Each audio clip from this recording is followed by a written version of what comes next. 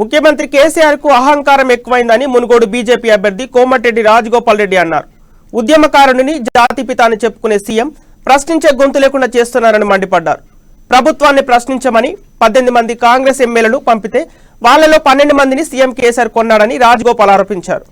చిన్నకొండూరులో ఎన్నికల ప్రచారంలో పాల్గొన్న ఆయన తాను అమ్ముడుపోయే వారినైతే ఆ 12 మంది ఎమ్మెల్యేల వెంట టీఆర్ఎస్ లో చేరేవారిని కాదా అని ప్రశ్నించారు. కేసీఆర్ వైఖరితో రాష్ట్రంలో ప్రజాస్వామ్యం అన్నదే లేకుండా పోయిందని రాజగోపాల్ రెడ్డి వాపోయారు.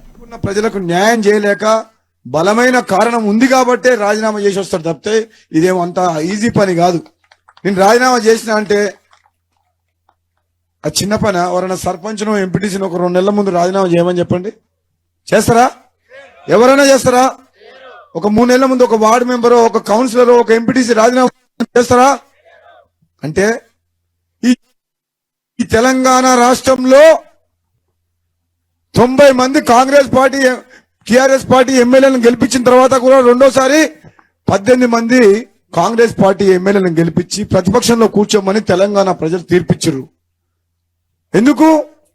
ఆయన ఇచ్చిన హామీలు ఇంతకు ముందు నాకంటే ముందు మాట్లాడిన వాళ్ళు చెప్పారు కదా, ఇండ్లని, రోడ్లని, డెవలప్మెంట్ అని 100 రకాల మాటలు చెప్పిండు. ఈ పేద మహిళలకు చెప్పిండు.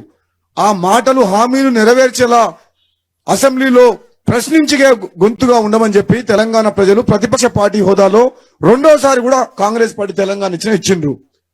కానీ కాంగ్రెస్ పార్టీ 18 మంది ఎమ్మెల్యేని ప్రతిపక్షాన్ని కేసీఆర్ ఉంచిండా? మన రాష్ట్రంలో ప్రతిపక్షం ఉందా? అంటే మీ తరఫున ఒక మనిషి అడిగేటోడు కావాలన్నా వద్దా?